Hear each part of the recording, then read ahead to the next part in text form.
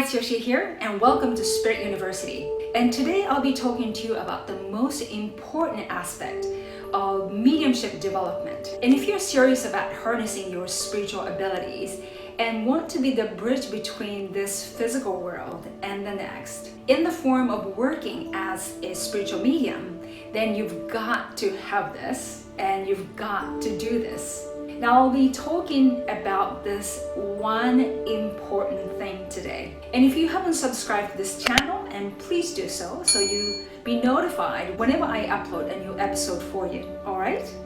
So let's get started. So the most important aspect of mediumship and spirit communication from the perspective of a medium is your power, your spiritual power. And if you do not have the power, there is no spirit communication. Now you can think of the power as a fuel that you're going to use to connect with spirits. And this power that I'm talking about mainly does these 5 things. And first, the power empowers your aura, your energy field, and making your energy field lighter and brighter. Now what happens when your energy field gets empowered? Your attraction power increases and things come to you very fast. And this actually can be both positive and negative, because if you're thinking about something you like, then you can attract what you want really fast. But if you dwell on something negative for an extended period of time, and you can attract negative events, circumstances, and people really fast too. So it's important that you are able to manage your mind before you embark on a mediumistic journey. And that's why some mediums say that they don't push children to do mediumship. So moving on to number 2, the power makes you and your energy field sensitive to the energy of spirits. And your power alters your vibrational frequency that is in alignment with the energy of spirits. So what I'm talking about here is spiritual attunement. Your energy is attuned to the energy of the spirit world, and your energy becomes like the energy of the spirit world. So like attracts likes. So you become attractive to the lovely spirit people, and they're drawn to you. So moving on to number 3, the power enables you to expand your auric field and create the space for spirits to step in and allow them to connect and blend with you. Now speaking of blending, I'll be talking to you about blending in our next episode, because that's another thing that is so very important when it comes to spirit communication. Okay, so going back to energy expansion, imagine in your mind your energy field. In our normal state, we can only accommodate ourselves in our auric house, so to speak, right? So when our energy gets empowered by the power, the spiritual power, your energy expands, and now you have a huge room where you can invite more than one spirit. And you get to invite a bunch of spirits in your sort of spiritual energy house. And the power equals expansions. The power expands your energy field. And fear, on the other hand, equals shrinkage and contraction of your energy field, which leads to misinterpretation of the world outside ourselves. What I mean by this is that you are using the fear-based filter or lenses to view the outside world.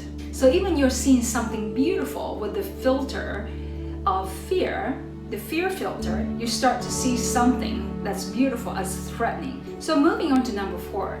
So your power enables you to sustain spirit communication. You know, actually, many people can accidentally tune into the spirit world, especially when they're feeling good and when they're in the higher vibrational frequency. And then they experience a spirit contact. But it doesn't last very long because they don't have the power. They haven't built the power, spiritual power within themselves. So in other words, they don't have the fuel for spirit communication. But when you have the power, you can actually do multiple reading sessions, and you can hold the link with spirits and get information from them. Now the last one, the power enables you to access spiritual wisdom and spiritual inspiration very quickly, because your energy is blended with higher vibrational and dimensional frequency of the spiritual world, you have access to the information that are available in those higher dimensions and frequencies. And your awareness expands, so you can see things from a spiritual perspective, meaning you can see the bigger picture, so to speak, and instead of only seeing things from two-dimensional ways, like, good or bad kind of perspective. So now that we talked about how the spiritual power is vital in doing any spirit communication, mediumship work, I want to talk to you about how you can build your power.